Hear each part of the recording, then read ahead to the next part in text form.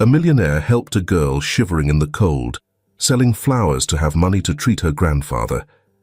A few days later, the millionaire and her grandfather were both dying in the hospital because Christopher Lambert sat at the head of the gleaming mahogany table, his fingers steepled and his eyes like steel as they swept across the room. The boardroom's air was thick with tension, punctuated only by the faint hum of the city below. At 65, Christopher exuded the kind of authority that came with decades of relentless ambition. He was a man who had built empires from nothing, his name synonymous with power and precision. His bespoke suit, sharp and unyielding as the man himself, reflected the austere lighting, a mirror to his meticulously crafted image. "Gentlemen," Christopher began, his voice low and deliberate, commanding the attention of every executive in the room. "This acquisition is not just another deal. It's the cornerstone of our legacy. I expect nothing less than perfection." The executives nodded, scribbling notes, careful not to meet his gaze too long. Christopher's reputation was as formidable as his presence. He tolerated no excuses, no weakness. He leaned forward, the faintest hint of a smirk playing on his lips, as if daring someone to challenge him. No one did, but as he gestured toward the projection screen to emphasize a point, a sharp, searing pain erupted at the base of his skull. His hand faltered, gripping the edge of the table. He blinked, the fluorescent lights above him suddenly glaring, the room tilting ever so slightly. "Mr. Lambert?" A voice broke through the fog, hesitant, unsure. Christopher tried to respond, but the words tangled in his throat. Sweat beaded on his brow as the pain intensified, a relentless drumbeat in his head. He felt his knees buckle as the room dissolved into chaos. Chairs scraped against the floor, voices overlapped in alarm, but Christopher's world narrowed to the crushing pressure in his skull and the cold rush of fear creeping into his chest. "Call an ambulance," someone shouted, but Christopher couldn't discern who. The last thing he saw before the darkness claimed him was the polished surface of the table, reflecting his own crumpled form. The antiseptic scent of the hospital burned his nostrils as he stirred, the fluorescent lights casting harsh glares on white walls. His body felt heavy, his head a throbbing drumbeat of pain. A faint beeping punctuated the air, the rhythm steady, but ominous. "Mr. Lambert," a calm, measured voice interrupted his haze. A doctor stood at the foot of his bed, clipboard in hand, his expression carefully neutral. Christopher hated it. How practiced, how calculated it was. He'd mastered that look himself. "You experienced a rupture in your cerebral artery," the doctor began, his voice professional but softened by caution. "Aneurysm. We were able to stabilize you for now, but the situation is critical." Christopher's mouth felt dry, his voice rasping when he finally spoke. "And the solution?" The doctor hesitated, his pause speaking volumes. "Surgery is an option, but the risks are significant. A 2% survival rate. Without it, I'd estimate you have about a week." Christopher stared at the man, unblinking. The weight of those words didn't sink in right away. Instead, his mind latched onto the improbability, the insult of it all. Him, Christopher Lambert, untouchable, unstoppable, reduced to a number. 2%. He let out a low, humorless laugh, though it left his chest hollow. 2%. That's your idea of a solution? "It's the best we can offer," the doctor said gently. Christopher turned his head away, his gaze settling on the muted TV screen across the room. Stock market updates scrolled across the bottom, a language he understood, a world he controlled. Yet now, his body was the one market he could not manipulate. Denial swelled in him, hot and fierce. He'd survived boardroom betrayals, hostile takeovers, and even a recession that wiped out countless competitors. Surely this was just another hurdle, another negotiation. But the ache in his head, told him otherwise. This wasn't a contract he could rewrite or a crisis he could overcome. This was final. As the hours dragged on, Christopher lay still, his mind unspooling memories he hadn't allowed himself to visit in years. Among them, Claire's face surfaced, her laughter as a child, the way her eyes lit up when he'd surprise her with gifts. Gifts, he realized now, had replaced his time and attention. She had grown distant, and he had let her. It had been easier to bury himself in work than confront her disappointment and her anger. Even now, he could picture her expression if she were here, a mixture of hurt and defiance, like a mirror reflecting his failures. His chest tightened, but it wasn't the aneurysm this time. It was guilt. Unresolved, festering guilt that he had shoved aside for decades. He closed his eyes, the beeping of the monitor echoing in his ears like a countdown. 7 days. 7 days to reflect, to regret, to reconcile. But with whom? Claire? Himself? The empire he had built at the expense of everything else? For the first time, Christopher didn't have an answer. The rain pattered against the windows of Christopher's limousine, a steady rhythm that seemed to echo the weight of the doctor's words. His rambling thoughts caused his head to rest lightly against the cool glass as the city lights streaked by in blurriness, their once vibrant glow dulled. Mortality had never felt real before. Now it loomed over him, a silent, unwelcome passenger. "Go home yet, Mr. Lambert?" The driver, Garrett, asked cautiously, his eyes briefly meeting Christopher's in the rearview mirror. "Yes," Christopher replied, his voice curt, hollow. Only the rain could break the prolonged silence in the car. Christopher's gaze fell on a small figure huddled under the awning of a convenience store. A girl, no older than 10, was clutching a bundle of wilting flowers, her frame trembling beneath a threadbare coat. The scene jarred him. How could anyone endure such cold with so little? Christopher's eyes narrowed, a flicker of something unfamiliar stirring in his chest. Compassion? Pity? He wasn't sure. "Stop the car," Christopher said, his tone sharper than intended. "Sir?" Samuel hesitated, confused but obedient, pulling over to the curb. Christopher stepped out, the chill biting through his tailored overcoat. He approached the girl slowly, his shoes splashing in shallow puddles. She didn't look up, her attention focused on arranging the flowers, her small hands trembling from the cold. "Why are you out here?" Christopher asked, his voice softened by genuine curiosity. The girl startled, her wide eyes darting to him. I'm selling flowers, mister," she stammered, her words punctuated by shaky breaths. "In weather like this?" Christopher's brows furrowed as he gestured to the relentless rain. She straightened, defiance flickering in her gaze. "They're for my grandpa. He's sick, and I need to buy his medicine."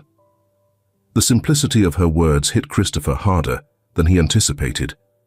She wasn't begging, nor was she asking for pity.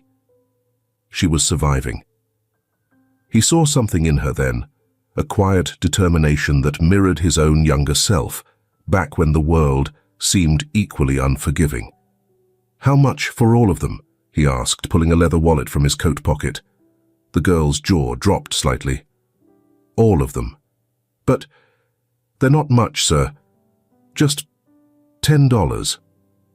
Christopher handed her a crisp $100 bill. "Take it," she blinked, staring at the money as if it might dissolve. "I don't have change. I don't want change." Christopher gestured for her to follow him. "Come, you're not staying out here any longer." The girl hesitated, clutching the money and flowers close to her chest. "But Grandpa, he's at home. I need to get back."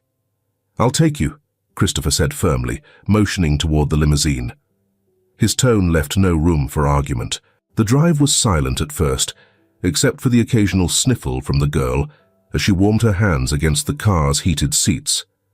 Christopher watched her from the corner of his eye, noting the way she clutched the flowers as if they were lifelines. "What's your name?" he asked finally. "Doris," she replied, her voice small but steady. "What about you, mister?" "Christopher," he said, pausing before adding, "Lambert." Her eyes widened slightly. "Like the guy on TV? The one who owns all those big buildings?" Christopher gave a faint nod, surprised she recognized him. "Yes, that Lambert." Doris studied him for a moment, then looked down at the flowers in her lap. "Why'd you stop?" "Most people just walk past." Christopher didn't answer immediately. He stared out the rain-streaked window, the weight of her question settling heavily in his chest. "Because you reminded me of something I'd forgotten." The car slowed to a stop outside a rundown apartment building. Christopher stepped out first, holding the door open for Doris. She hesitated again before leading him to the third floor. The hallway was dimly lit, the wallpaper peeling in long, jagged strips. Doris unlocked a door and pushed it open. "Grandpa, I'm back," she called, but the room was eerily silent. Christopher stepped inside, his eyes adjusting to the dimness. The apartment was sparse, a single lamp casting long shadows across the cracked walls. In the corner, an older man lay slumped on a tattered couch, his face pale and gaunt. "Grandpa!" Doris's voice cracked as she rushed to his side, shaking his shoulder. "Wake up!"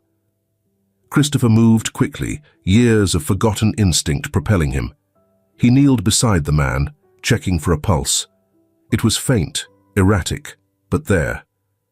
"He needs help," Christopher said, standing abruptly. "Garrett, call an ambulance!" Doris looked up at him, tears streaming down her face. "Please don't let him die." Christopher met her gaze, something unspoken passing between them. "I won't," he said, his voice steadier than he felt. As the rain continued to fall outside, Christopher felt an unfamiliar sense of purpose stir within him. For the first time in years, he wasn't thinking about himself. The ambulance careened through the rain-soaked streets, its siren cutting through the night like a desperate plea. Christopher sat stiffly, his fingers gripping the edge of the gurney where Doris's grandfather lay motionless, his labored breaths barely audible beneath the cacophony of the vehicle. Doris clung to Christopher's arm, her small frame trembling with fear, but her tear-streaked face remained focused on Roger. "He'll be okay," Christopher said, his voice low and steady, though he wasn't sure if he believed it himself. The dull ache in his head had returned, creeping behind his temples with increasing ferocity.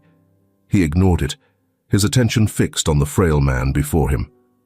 The hospital's fluorescent lights were blinding as the paramedics wheeled Roger inside. A doctor in scrubs rushed to meet them, barking orders to the staff.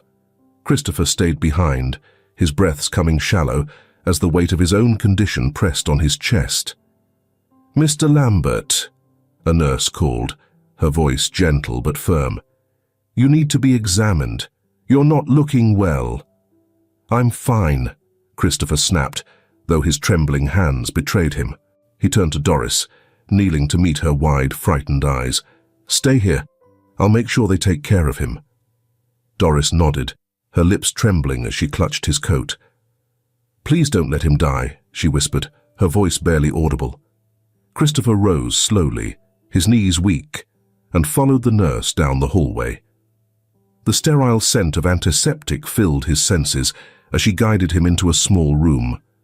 Moments later, a doctor entered, holding a clipboard and wearing the same concerned expression Christopher had seen too often in the past few days. "Mr. Lambert," the doctor began, "we've reviewed your condition from the paramedics' report. Your aneurysm is worsening. We need to act soon." "I don't have time for that," Christopher said curtly, gesturing toward the direction where Roger had been taken. "What about him?" "The man they brought in with me." The doctor hesitated. "He's in critical condition. Immediate surgery could save him, but we'll need consent for the procedure." Christopher's chest tightened. The pain in his head throbbed violently, but he waved it off. Do whatever it takes. Just save him. The doctor nodded, but lingered. Mr. Lambert, you need to understand. Your own condition is deteriorating. If you delay treatment— I know what you're going to say, Christopher interrupted, his voice rising. He steadied himself against the wall, closing his eyes briefly. When he opened them, his gaze was sharp, unyielding. You don't need my consent for me. Focus on him. Are you certain? The doctor asked carefully. Christopher hesitated, his mind a storm of conflicting emotions. Every instinct screamed at him to prioritize his survival. He was Christopher Lambert. His empire, his legacy, his life wasn't meant to end like this. But then he thought of Doris, her trembling hands holding wilted flowers in the rain, her unwavering plea for her grandfather, a man who had clearly given her everything, even when he had nothing. Yes, Christopher said finally, the word heavy with resignation. Save him. The paperwork felt cold in his hands. The pen hovered above the signature line as he stared at the words before him. His name, his consent, would seal the decision. For a moment, the room blurred, and all he could see was Claire's face, her disappointed eyes, her unspoken anger. He'd failed her so many times. Would she ever forgive him if this was the last thing he did? He signed. The doctor took the form and left with a quiet nod. Christopher leaned back in the chair, his vision dimming momentarily. The pain in his head flared white-hot and relentless. He clutched his temples, fighting the urge to cry out. Mr. Lambert! Doris's voice cut through the haze. She ran into the room, her small hands gripping his sleeve. What's happening? Are they helping, Grandpa? Christopher forced himself to sit upright, summoning the last vestiges of his composure. He placed a hand on her shoulder, his touch firm but kind. Yes, he said, his voice steady despite the pain. They're doing everything they can. Doris's lip quivered and tears welled in her eyes. But what about you? You look sick too. Christopher managed a faint smile, the corners of his mouth twitching. Don't worry about me, Doris. Your grandfather is what matters right now. She threw her arms around him, her sobs muffled against his coat. Christopher froze for a moment, unused to such unfiltered emotion, before awkwardly patting her back. You're so brave, Doris said, her words muffled. Christopher's throat tightened. Brave? No, he thought. He wasn't brave. He was just a man trying to atone for a lifetime of misplaced priorities. Christopher lay in bed, resting from the excruciating pain. The pale, sterile light of the room cast long shadows across the walls, and the persistent hum of machines underscored the quiet. He stared at the ceiling, willing his thoughts to settle, but they churned relentlessly, a mixture of exhaustion, frustration, and resignation. Garrett, his longtime driver, stood by the door, his cap in his hands. He shifted uncomfortably, unsure whether to speak or remain silent. You don't have to hover, Christopher said, his voice raspier than usual. I'm not dying. Yet. Christopher closed his eyes, the weight of those words pressing on his chest. He had always prided himself on control of his business, his life, and everything in between. Now, lying here under the watchful eye of monitors and nurses, control felt like a distant memory. Samuel couldn't shake the unease gnawing at him. He stepped outside the room, pulling his phone from his pocket. After scrolling through his contacts, he tapped Claire's name.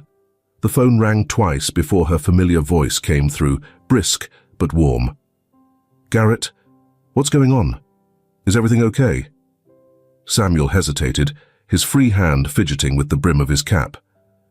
Miss Claire, it's about your father. There was a pause on the other end. What about him?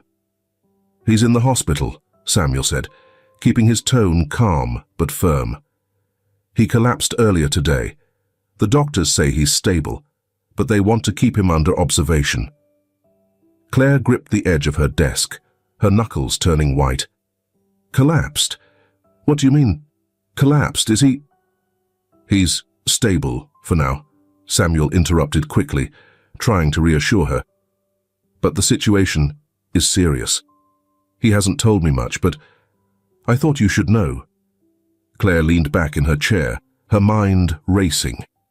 Distance and unspoken grievances had always strained her relationship with Christopher. But the thought of him in a hospital bed, fragile and vulnerable, was something she hadn't prepared for. "Which hospital?" she asked, her voice firm despite the tremor in her hands. "St. Mary's," Samuel replied. "Room 407. The antiseptic air of the hospital was thick with urgency, but Claire Lambert moved through it with a mix of determination and simmering frustration. Again, she thought bitterly. The man was as careless with his health as he had been with their relationship. She stepped into the bustling ER, scanning the room until she spotted him. He wasn't in his usual commanding posture, but slumped in a chair, his face pale and drawn. For a fleeting moment, a pang of worry pierced her anger, but she pushed it aside. "What's going on, Dad?" she asked, her voice clipped as she approached. Christopher looked up, the pain etched into his features softening when he saw her. "Claire," he said, his voice hoarse, weak. "You didn't need to come." Her eyes narrowed. "Of course I did. You're in the hospital." Again. "What is it this time? Overwork? Stress? Or something you decided wasn't worth telling me?" He didn't answer, his gaze drifting instead toward a small girl seated nearby. Claire followed his eyes to the child, clutching a bundle of flowers, her cheeks streaked with dried tears. "Who's she?" Claire asked, the irritation in her tone replaced by genuine curiosity. "This is Doris," Christopher said softly. "Her grandfather. He's in surgery. I brought them here." Claire blinked, her frustration momentarily forgotten. Her father had brought someone to the hospital, the man who avoided entanglements and emotional displays at all costs. Before she could press further, Doris stood, her small frame tense, but her eyes unwavering as she addressed Claire. "He saved my grandpa. He made the doctors help him first, even though he's sick too." Claire's breath caught. "What?" Christopher shifted uncomfortably in his chair. "It's nothing," he muttered. "It needed to be done." Doris wasn't deterred. "It's not nothing. He said Grandpa was more important, even though the doctor said he needed help too." Claire stared at her father, her anger crumbling under the weight of the girl's words. You did that." Christopher didn't meet her eyes. The girl needed her grandfather. That's all. Claire's heart twisted, a maelstrom of emotions surging within her. This wasn't the Christopher Lambert she knew, the man who had spent her childhood chasing deals instead of moments, who had been absent more often than present after her mother's death. Yet here he was, prioritizing a stranger over himself. She turned to Doris, forcing a smile. "Thank you for telling me. Your grandfather is lucky to have you, and my father." The girl nodded solemnly before retreating to her seat, her hands still gripping the flowers as if they were her last tether to hope. Claire watched her for a moment before returning her focus to Christopher. "You should be in surgery too," she said quietly, her earlier frustration replaced by concern. "I'm fine," he replied, though his face betrayed the lie. "Let's not make this into something it isn't." Claire sat beside him, her hands clasped tightly in her lap. "You're impossible, you know that." Christopher let out a soft, weary chuckle. "I've been told." The silence stretched between them, heavy with unspoken words. Claire's mind drifted back to the years that had shaped this distance. She remembered birthdays celebrated without him, the empty seat at her school recitals, the quiet ache of her mother's funeral, when Christopher had buried himself in work rather than grief. "Do you ever think about Mom?" she asked suddenly, her voice trembling. "How she always wanted you to slow down, to be here." Christopher's expression flickered with pain, but he said nothing. Claire swallowed hard, the words spilling out before she could stop them. "You weren't there for us, Dad. You chose work over and over, and now you're throwing yourself away for strangers." Christopher closed his eyes, the weight of her accusations pressing down on him. "I'm sorry," he said finally, his voice barely audible. "I thought I was doing the right thing. For you. For us." Tears stung her eyes, but she blinked them away. "Well, you weren't, but you can still fix it." When Christopher didn't respond, she reached out, placing a hand over his. "Fight for your life, Dad. For once, don't run away. Stay. Stay for me." Christopher opened his eyes, meeting hers for the first time. The raw vulnerability in his gaze made her chest tighten. He nodded, a faint gesture, but it was enough. Claire stayed beside him long after his eyes closed, her hand still resting on his. For the first time in years, she allowed herself to hope, for healing, for time, and for the father she'd always wanted him to be. The sterile white walls of the waiting room seemed to press closer with every passing second. Claire sat in the corner, her arms crossed tightly over her chest, her gaze fixed on the doorway where her father lies resting. Doris sat nearby, her small figure dwarfed by the oversized hospital chair. She clutched a crumpled tissue in her hands, staring down at it as though it held the answers to all her unspoken fears. Claire glanced at the girl, her chest tightening. She saw herself in Doris, the vulnerability, the desperate hope for someone you loved to pull through. The difference was, Doris's devotion was met with action. She had watched Christopher sacrifice himself for her grandfather. Claire had spent years waiting for her father to show even a fraction of that selflessness for her. "How's your grandfather?" Claire asked softly, breaking the silence. Doris looked up, her wide eyes rimmed red. "The doctor said the surgery went okay, but he's still not awake yet." Claire nodded, unsure how to respond. Words of comfort felt hollow here, in this place where lives hung by a thread. "He's lucky to have you," she said finally. Doris shrugged, her gaze dropping to the tissue again. "It's just me and Grandpa. I have to take care of him. No one else will." The matter-of-fact tone made Claire pause. "You're too young to have to do all this on your own." "I don't mind," Doris said quickly, her voice firm. "Grandpa raised me when my mum left. He never complained, not once. It's my turn to help him." Claire's throat tightened. "That's a lot for someone your age." Doris hesitated, then looked up. "I'm used to it," she said quietly. "Grandpa gets sick a lot. I learned how to make soup, how to clean up after him when he's too weak. I don't even go to school much anymore because I have to be home to take care of him." The weight of Doris's words settled heavily in the room. Claire leaned forward, her elbows resting on her knees. "You're incredibly strong. You know that?" Doris's face flushed slightly, but she didn't smile. "I just do what I have to." Claire wanted to say more, but the words caught in her throat.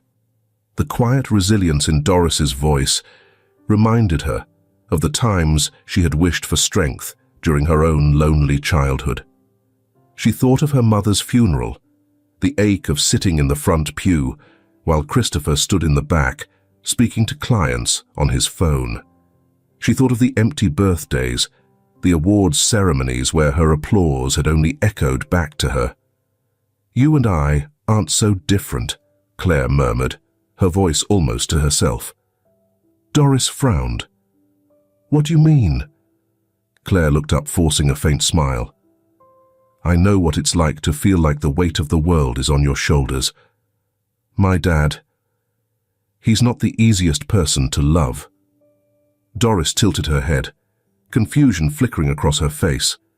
"But he saved Grandpa. He's a hero." Claire let out a dry laugh, more bitter than she intended. "He wasn't always. He used to think work was the most important thing in the world, more important than family." The words hung between them, heavy and raw. Doris stared at her, her expression unreadable. "Do you think he's changed?" Claire hesitated. "I don't know. Maybe. Bringing you and your grandfather here, risking himself like that. It's not the man I grew up with." Before Doris could respond, a nurse appeared in the doorway. "Ms. Lambert?" Claire stood immediately, her pulse quickening. "Yes?" "Your father has collapsed," the nurse said, her tone professional but tinged with urgency. "We're prepping him for surgery now. His condition is critical." Claire felt the blood drain from her face. "Can I see him?" "Just for a moment," the nurse replied. Claire turned to Doris. "Stay here. I'll come back as soon as I can." Doris nodded, her fingers twisting in the tissue as she watched Claire follow the nurse down the hall. The room where Christopher lay was dimly lit, the monitors around him beeping steadily. His face was pale, his breathing shallow. Claire approached slowly, her footsteps muffled against the tiled floor. "Dad," she whispered, her voice breaking as she reached his bedside. "Why do you always have to push yourself until there's nothing left?" "You have to fight," she said, her voice fierce despite the tears streaming down her face. "Not for work, not for your legacy, for me, for us." The door opened softly, and a doctor entered, clipboard in hand. "Ms. Lambert, we need to take him now." Claire nodded, brushing a tear from her cheek as she released his hand. "Just bring him back to me." The doctor gave a nod, and the nurses began wheeling Christopher away. Claire stood frozen, her fists clenched as she watched the doors swing shut behind him.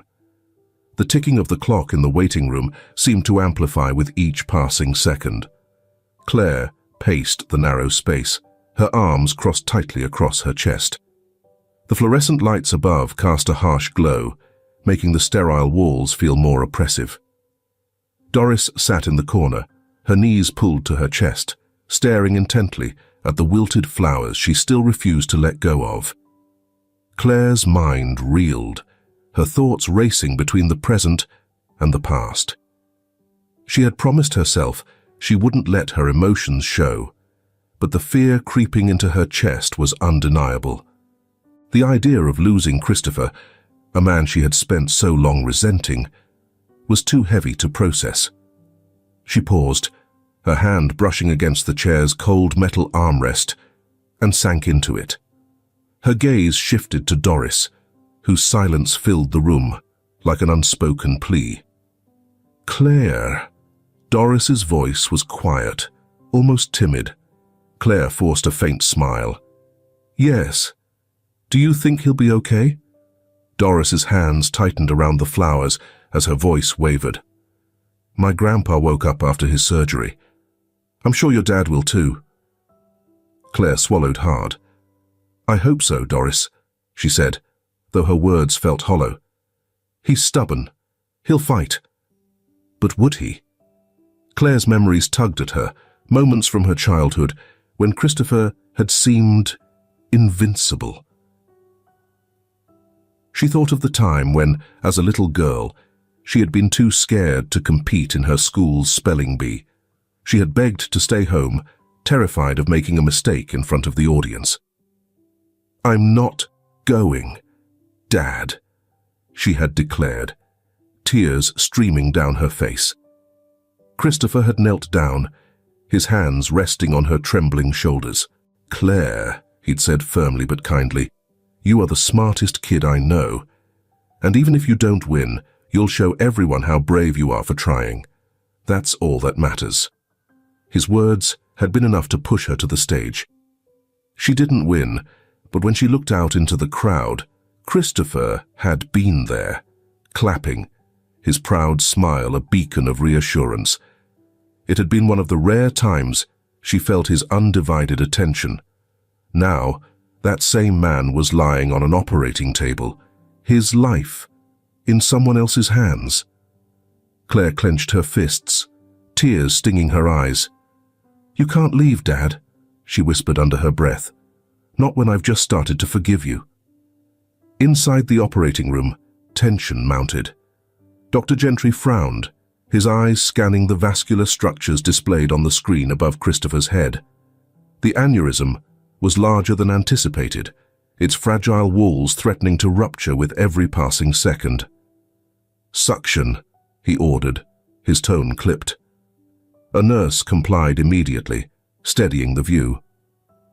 "Pressure is spiking," another voice announced. 140 and climbing. Dr. Gentry's jaw tightened. "We need to move faster." The team responded with synchronized urgency, their movements fluid but deliberate. Then it happened, a sudden burst of crimson on the screen, vivid and terrifying. "Rupture," a nurse called out, her voice cutting through the room like a blade. "Clamp it, now!" Dr. Gentry barked, his hands steady despite the chaos erupting around him. The monitors screamed, the once steady beeps morphing into frantic alarms. Blood pooled rapidly, obscuring their view. Dr. Gentry leaned closer, his focus narrowing to the thread of life he was trying to preserve. "We're losing him," someone murmured, panic creeping into their voice. "Not yet," Dr. Gentry snapped. His hands moved with almost mechanical precision, expertly navigating the delicate vessels. "I need the clip, now." The surgical assistant passed the tool into his waiting hand. Dr. Gentry worked quickly, securing the rupture before stepping back to assess the damage. The alarms began to quiet, the rhythm of Christopher's heartbeat returning to its fragile, uneven cadence. Dr. Gentry let out a slow breath, his shoulders relaxing ever so slightly. "Let's close him up." Back in the waiting room, Claire noticed Doris shivering despite the warmth of the hospital. Claire sat beside her, wrapping her arms around her knees. "You know," she began, her voice faltering, "I used to think my dad didn't care about anything but his work. But seeing him with you and your grandpa, it's like I'm meeting a different person." Doris nodded slowly, her fingers tracing the fabric of the blazer. "I think he cares a lot. He just doesn't always show it." Claire let out a bitter laugh. "That's an understatement." The doors to the waiting room swung open, and a nurse entered. Claire shot to her feet, her heart pounding. "How is he?" she asked, her voice trembling. The nurse's expression was cautious. "The surgery was successful, but Mr. Lambert is in critical condition. He's in a coma, and the next 48 hours will be crucial." Claire felt the ground sway beneath her. "Coma," she whispered. The nurse nodded. "He's stable for now, but his body is very weak. You can see him soon." Claire is trying to sound hopeful. "That's something." Doris nodded, but neither of them moved. The weight of uncertainty pressed down on them both. Claire reached for the girl's hand, holding it tightly as they sat together in silence. She stared at the door where her father had been taken, and whispered, "Please come back to us, Dad. There's still so much left to say." Claire sat beside Christopher's bed, the rhythmic hum of machines filling the sterile air. Christopher looked impossibly fragile, his once imposing frame dwarfed by the hospital bed. His chest rose and fell with each assisted breath. The mechanical sound of the ventilator, a cruel reminder of how close he had come to slipping away. Across the room, Doris sat perched on a chair, her knees tucked beneath her chin. She clutched a small stuffed bear tightly, her wide eyes fixed on Christopher. The guilt on her face was unmistakable. "It's not your fault, Doris," Claire said softly, breaking the heavy silence. She leaned forward, resting her elbows on her knees. "He made his own choices. He wanted to help." Doris shook her head, her voice cracking as she whispered, "If it wasn't for me, he wouldn't be like this. He wouldn't be so sick." Claire got up and crossed the room, kneeling beside Doris's chair. "Listen to me," she said firmly, placing a hand on the girl's shoulder. "My father is a stubborn man. If he decided to help you and your grandfather, there's nothing anyone could have done to stop him. He saw something in you, Doris. Something worth fighting for." Tears welled in Doris's eyes, spilling down her cheeks. "But he could have died," Claire sighed, her gaze drifting back to Christopher. "He could have, but he didn't. And now we have to believe that he's strong enough to come back." Later that afternoon, the faintest groan stirred from across the room. Claire turned toward the sound, her heart racing. Roger, pale but conscious, was blinking against the harsh fluorescent light. Doris jumped up, running to his side. "Grandpa," she cried, her voice breaking with relief. "Your grandfather's right," Claire said quietly. "What my dad did, it's not the man I thought I knew." Doris looked up at her, her tear-streaked face etched with determination. "He didn't just save Grandpa. He helped me too. He made me feel like I wasn't alone." Claire's chest tightened. She thought of the years she had spent feeling exactly that, alone. Even in the moments when Christopher had tried to connect, his work always came first. But now, seeing him through Doris's eyes, she realized there were depths to him she had never explored. As the evening stretched on, Claire found herself back at Christopher's bedside. Doris had fallen asleep in a chair near her grandfather, her small body curled under a hospital blanket. The room was quiet now, save for the steady beeping of the monitors. Claire leaned forward, brushing a strand of hair from Christopher's forehead. "Dad," she said softly, her voice trembling, "Roger called you a hero. Can you believe that?" She paused, her fingers grazing his hand. "I guess I can. You've always been larger than life to me, even when I was angry with you, even when I thought I hated you. But now, I see you, Dad. The real you." The words spilled out, raw and unfiltered. "I don't want to lose you, Dad. Not now. So you have to fight. Do you hear me? You have to fight, just like you always told me to." Claire squeezed his hand gently, her head bowing as silent tears fell. If you're feeling emotional and hoping that Christopher will wake up, leave a comment saying "flowers" so we can feel your love for the character and the story as a whole. Now, let's continue listening. She sat there for what felt like hours, the stillness of the room wrapping around her like a shroud.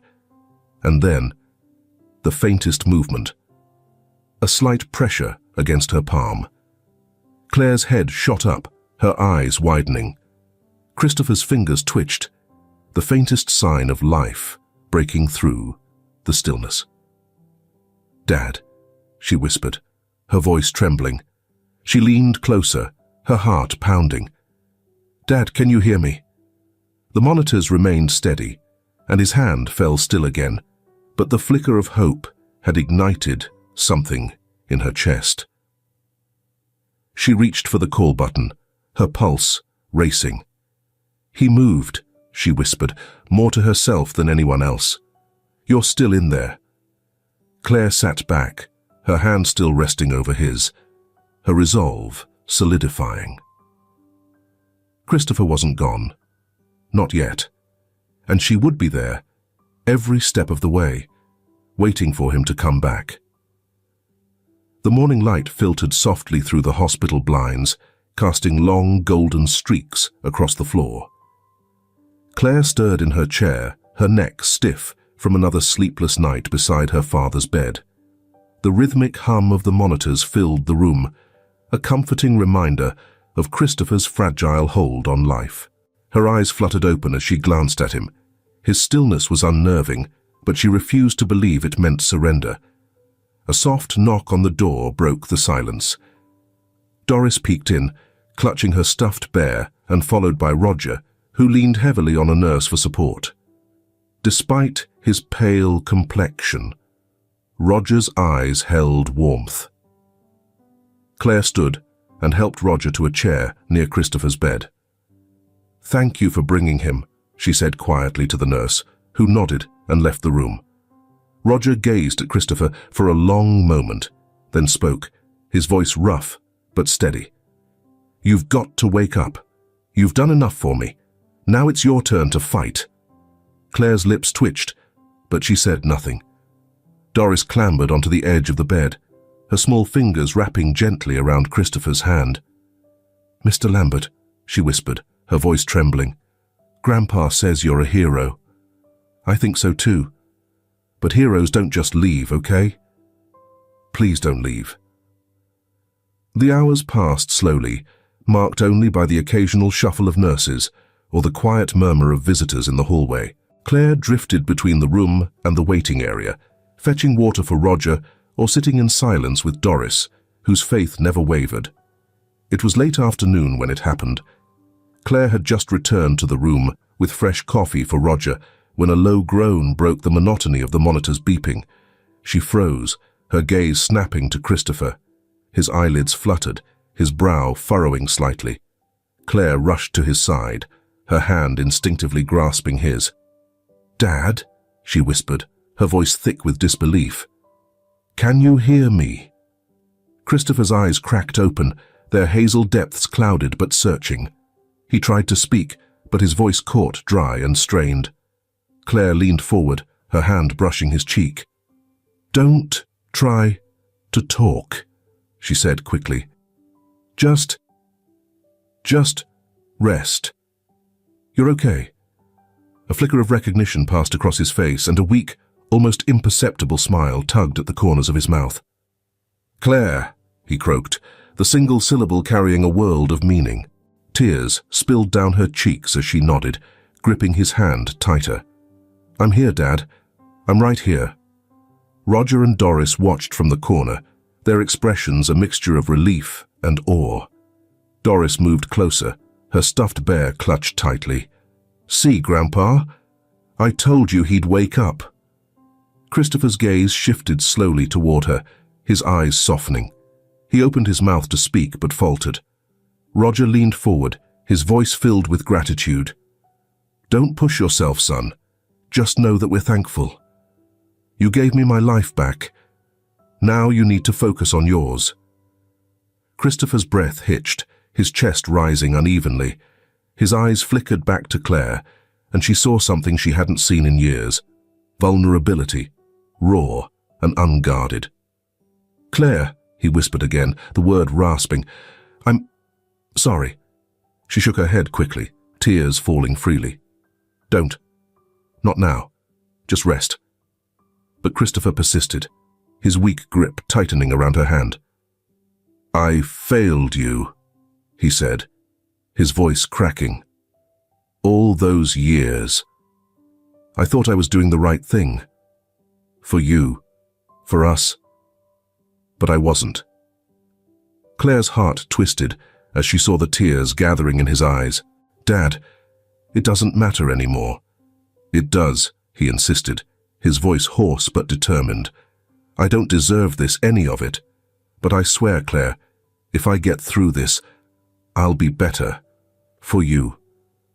For us."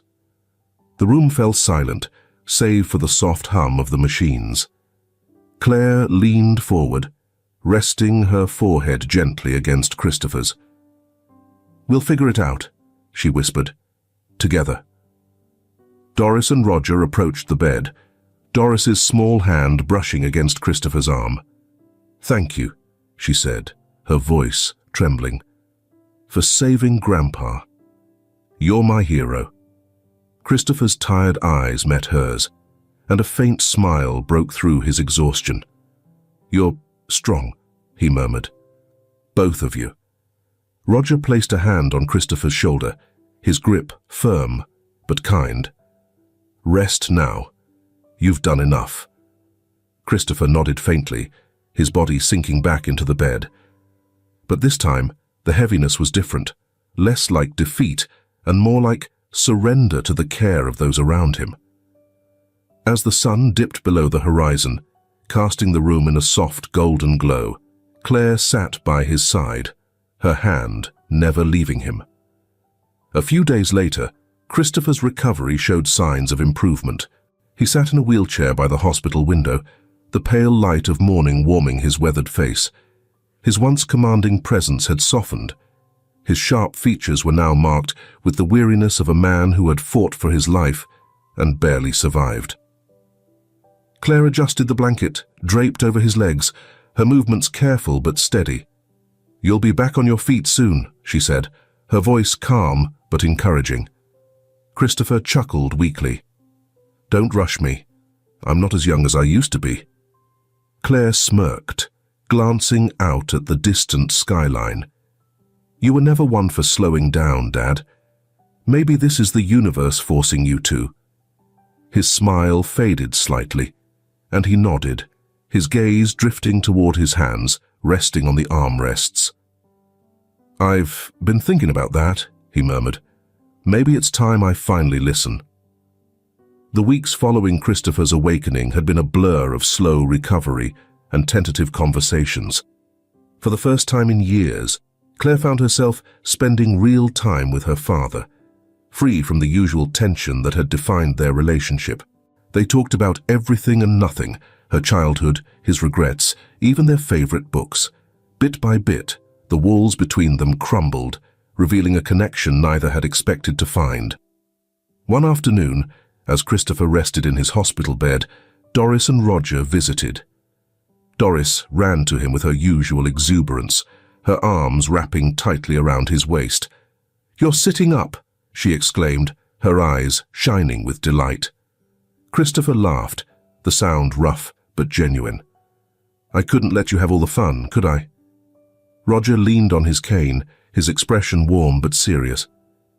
"You've done enough for us, Christopher. Now it's time for us to return the favor." Christopher shook his head. "You don't owe me anything. What I did." He paused, his voice thick with emotion. "It was the right thing to do. But it's still more than most would have done," Roger said firmly. "You gave me my life back, and I don't take that lightly."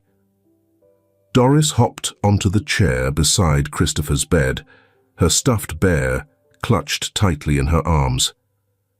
"When you get better, can we visit again? Grandpa says we owe you forever." Christopher reached out, brushing her hair back gently. "You don't owe me anything, Doris, but I'd like that." As Christopher grew stronger, his mind turned toward the future. One crisp autumn afternoon, Christopher asked Claire to drive him somewhere. She agreed without question, though she was surprised when he directed her to a quiet cemetery on the outskirts of the city. She followed him as he made his way slowly along the gravel path, leaning heavily on his cane. They stopped before a modest gravestone, its surface polished but simple.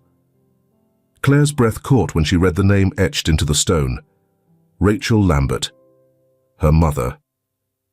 Christopher stood silently for a moment, his shoulders trembling slightly. "I've failed her too," he said finally, his voice barely audible. Claire placed a hand on his arm. "Dad, you loved her. She knew that." He shook his head. "Not enough. Not the way I should have. But I'll make it right, Claire. For her. For you." He knelt carefully, his hand brushing the stone. "Rachel," he whispered, his voice cracking. "I've made so many mistakes, but I promise you, I'll do better. I'll honor your memory by being the man you always believed I could be." Claire's eyes filled with tears as she watched him, her heart swelling with both sorrow and pride. She kneeled beside him, her hand resting on his shoulder. "We'll do it together, Dad," she said softly. "She'd be proud of you. I'm proud of you." The two of them stayed there for a long time, the autumn wind carrying the scent of fallen leaves and the promise of a new beginning. The morning light streamed into the Lambert living room, illuminating the room's warm hues. Christopher sat on the couch, a blanket draped over his knees. The air carried a sense of calm, but beneath it was an undercurrent of purpose. Claire entered with 2 steaming cups of coffee, setting one on the table before taking the seat across from her father. "You're getting stronger," she said, a note of encouragement in her voice as she handed him the cup. Christopher nodded, his hands steady as he took it. "One day at a time," he replied, his voice still carrying the gravelly edge of his recovery. He took a sip, savoring the warmth, before setting the cup down. "I've been thinking, Claire." Claire leaned back, raising an eyebrow. "That always means something big is coming." A faint smile tugged at Christopher's lips. "It is," he admitted. "But it's not the kind of big I used to chase. This time, I want to create something lasting, something meaningful." Claire tilted her head, intrigued. "Go on." Christopher's gaze grew distant, his fingers drumming lightly against the armrest. "When I look back at my life, I see all the things I missed, all the people I ignored in pursuit of success. But when I met Doris and Roger, I realized I've been doing it wrong. I had the resources to make a difference, but I didn't." Claire's expression softened. "You're trying now, Dad. That's what matters." Christopher nodded, his voice resolved. "I want to start a foundation, Claire. A charity that focuses on education and healthcare for kids like Doris, kids who deserve a fair shot at life." Claire's eyes widened. "A foundation? That's incredible. Have you thought about what it would look like?" Christopher leaned forward, his energy building. "I have. We could provide scholarships for underprivileged kids, partner with hospitals to fund treatments, and even set up community centers in areas that need them most. It's ambitious, but with the right team, I think we could make it happen." Claire smiled, her pride evident. "I think it's a brilliant idea, and it's exactly what you're meant to do now." Christopher paused, his eyes searching hers. "Will you help me?" Claire blinked, surprised. "Me?" "Yes, you," Christopher said firmly. "You've always had a heart for helping people, Claire. And you're sharp, smarter than I ever gave you credit for, though that's my failing, not yours. I need you by my side for this." Claire looked down, a smile tugging at her lips. "You really mean that?" Christopher reached across the table, placing his hand over hers. "I do. This isn't just about me making amends, Claire. It's about us building something together." She nodded, her grip tightening around his. "Then I'm in. But we're doing this the right way. No shortcuts. No cutting corners." Christopher chuckled. "I wouldn't dare. You'd never let me hear the end of it." Claire laughed, the sound light and genuine. "You're right about that." The two spent the rest of the morning discussing ideas. Claire jotted notes in a leather-bound notebook, her handwriting neat and purposeful. Christopher outlined his vision, his tone filled with a renewed sense of determination. "We'll name it the Lambert Foundation," Christopher said, his voice steady. "It needs to carry the weight of responsibility, a name that reminds us to do better." Claire nodded, scribbling the name at the top of the page. "And our first priority." "Doris's education," Christopher said without hesitation, "and ensuring Roger gets the care he needs." Claire smiled, her pen gliding across the paper. "Consider it done." As they worked, the room seemed to brighten, the air filled with a sense of possibility. The gentle hum of conversations filled the room as soft piano music played in the background. The Lambert estate, usually reserved for corporate dinners or grand receptions, had been transformed into an intimate gathering space. Christopher sat in his wheelchair at the head of the room, his once powerful presence now gentler, but no less commanding. Around him, familiar faces filled the space: Claire, Doris, Roger, and a small circle of friends and new collaborators who had come to celebrate this moment. Claire stood by his side, her hand resting lightly on his shoulder. "Nervous?" she teased.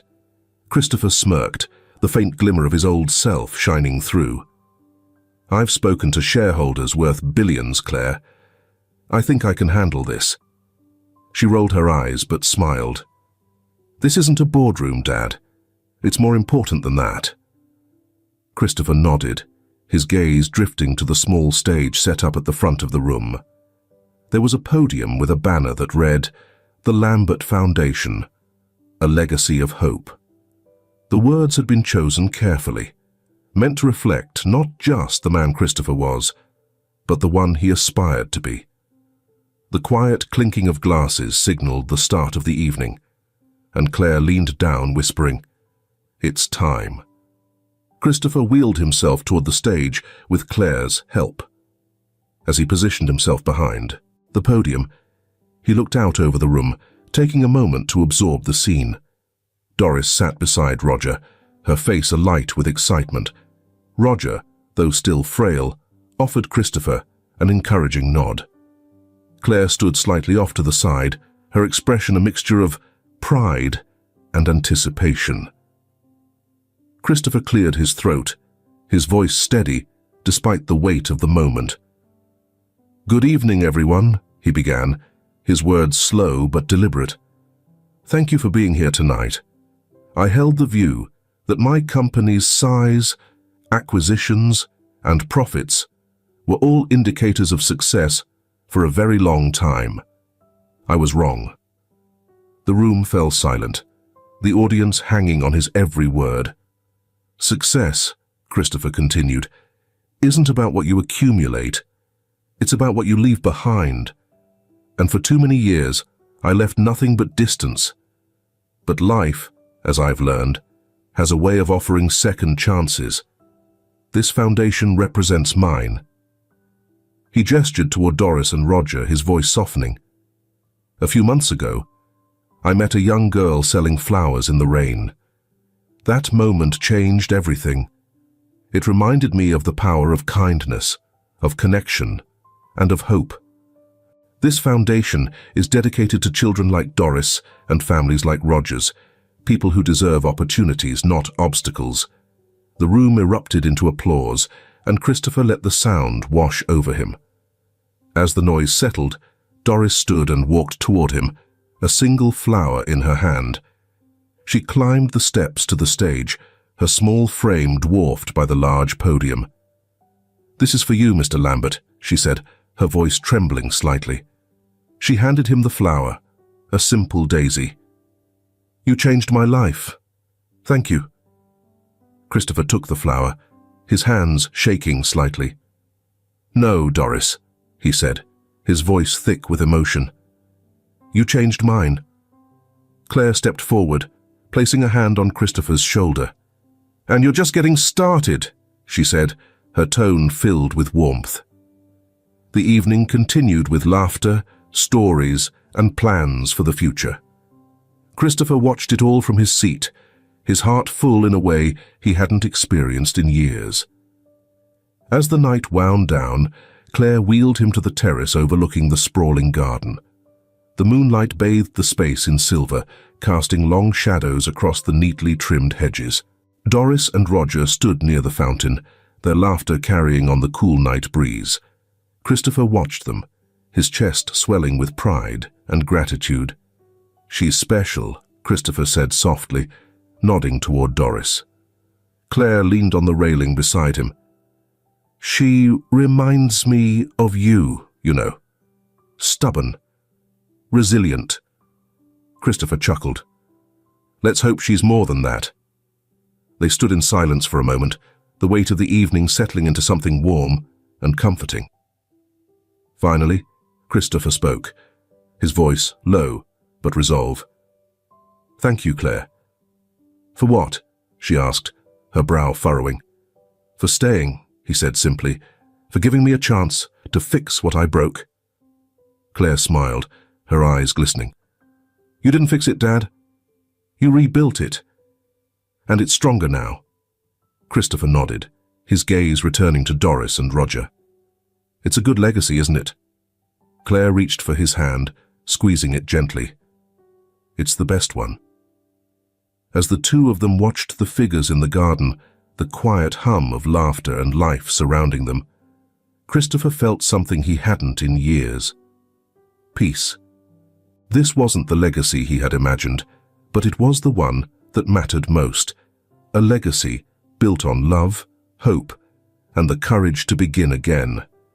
If this film touches your heart, leave your mark with a like, and don't forget to subscribe to our channel to explore more meaningful stories with us. Share your feelings with us, and tell us your own stories. Every word you share is a building block that helps create our strong and enduring community. Together, we'll create a warm space where everyone can share and connect. Finally, don't miss the incredible stories coming your way soon. We're always here to bring you the best selections, full of deep values, yet entertaining. See you there.